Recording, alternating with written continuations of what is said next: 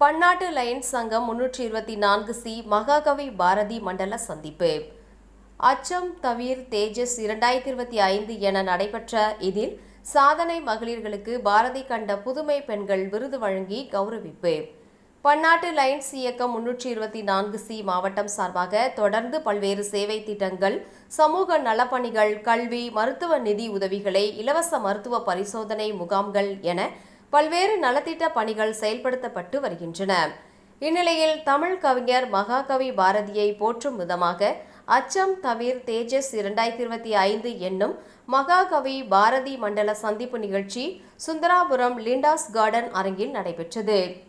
பாரதி மண்டல தலைவர் லயன் செந்தில்குமார் தலைமையில் நடைபெற்ற நிகழ்ச்சியில் நடத்துனர் குழு தலைவர், திருப்பூர் கிரேட்டர் லயன்ஸ் சங்க தலைவர் ஜெககாந்தன் அவர்கள் மற்றும் பதிவுக்குழு தலைவர், நேரு நகர் லயன்ஸ் சங்க தலைவர் கவிஞர் கனலி என்கின்ற சுப்பு, செந்தில் ஆகியோர் முன்னிலை வகித்தனர்.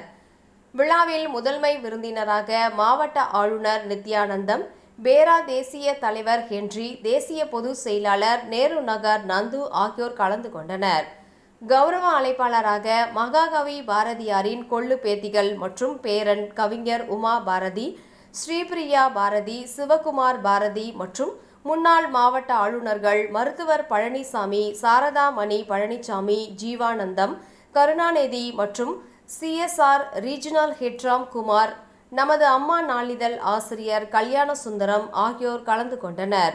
விழாவில் சேவை திட்டங்களை ஆளுநர் ராஜசேகர், முதலாம் துணை ஆளுநர் செல்வராஜ் ஆகியோர் துவக்கி வைத்தனர். வட்டார தலைவர்கள் மோகன் ராஜ், ஸ்ரீதர், திவாகர், வெங்கடேஸ்வரன் ஆகியோர் ஒருங்கிணைத்தனர்.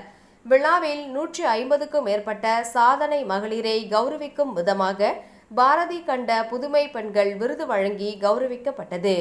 மேலும் சமூக பணிகளில் தங்களை அர்ப்பணித்து செயல்பட்டு வருபவர்களுக்கு சிறந்த சேவைக்கான விருது, சிறந்த பேராசிரியர் விருது வழங்கப்பட்டது. நிகழ்ச்சியில் 18 சங்கங்களின் சேவைகளை பாராட்டி விருதுகள் வழங்கப்பட்டன.